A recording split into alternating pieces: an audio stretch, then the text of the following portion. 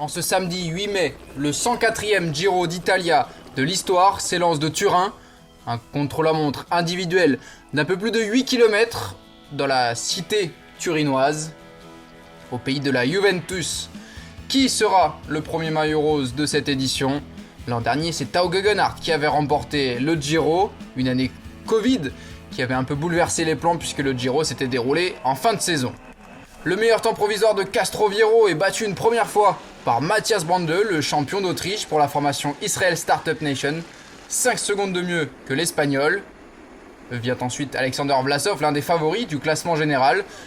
Ils sont une petite dizaine à pouvoir espérer remporter ce Giro et Vlasov réalise un très bon temps en 9 minutes et 11 secondes. Ce n'est pas le meilleur, mais parmi les favoris, c'est largement mieux que certains autres.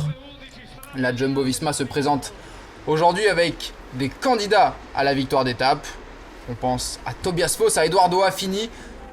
Le Norvégien Tobias Foss, vainqueur du Tour de l'Avenir par le passé, signe un temps exceptionnel. 9 minutes tout rond, c'est près de 10 secondes de mieux que Matthias Brandle. C'est mieux également que Rémi Cavagna, qui est repoussé à 5 secondes, le champion de France vainqueur il y a peu du Tour de Romandie, du chrono final de cette épreuve en Suisse. Edoardo Affini, un spécialiste du contre-la-montre, des prologues même, des efforts très courts. L'Italien de la formation Jumbo-Visma, ancien de la Mitchelton Scott, va signer le meilleur temps devant les tifosi. Ces spectateurs italiens ravis de voir Affini en première place, devant Tobias Foss, deux Jumbo-Visma en tête pour l'instant, alors que Joao Almeida, maillot rose pendant 15 jours l'an dernier, vient signer le 3e temps provisoire à 7 secondes d'Affini en 9 minutes 04. C'est encore mieux que Vlasov et c'est largement mieux que d'autres potentiels vainqueurs du Giro comme Egan Bernal, qui va couper la ligne en 9 minutes et 26 secondes. Après le Colombien Egan Bernal, c'est à Simon Yates de franchir la ligne d'arrivée. 28 secondes de débours pour le Britannique de la formation Bike Exchange, qui est peut-être le favori numéro 1 de ce Tour d'Italie. Il n'avait plus mis un dossard sur son maillot de la Deceuninck Quick-Step depuis sa terrible chute sur le Tour de Lombardie.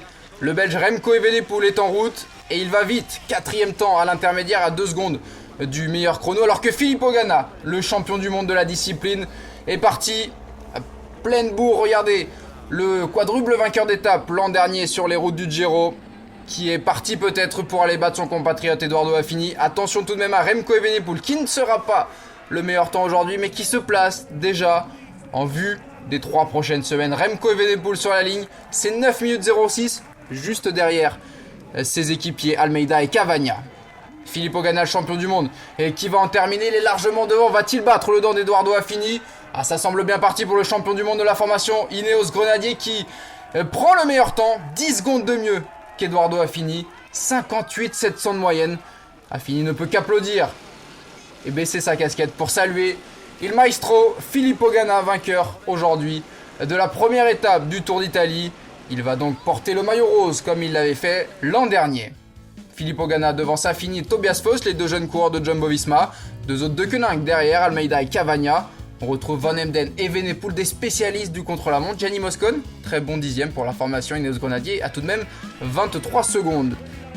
Le maillot rose sur les épaules de Filippo Ganna comme l'an dernier.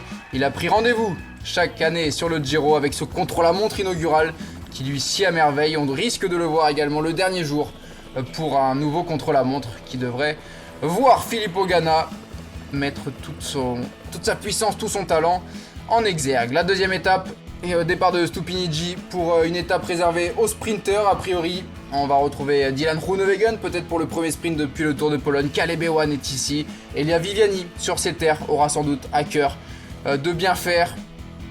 On va voir les sprinteurs. L'année dernière, c'est Arnaud Démare qui avait tout raflé. Le maillot de meilleur sprinter et 4 étapes. Stupinigi Novara, 179 km pour la 2e étape qui va s'imposer. Le maillot rose restera-t-il sur les épaules de Filippo Ganna vu l'avance acquise aujourd'hui? C'est fort probable. On verra ça demain lors de la 2e étape.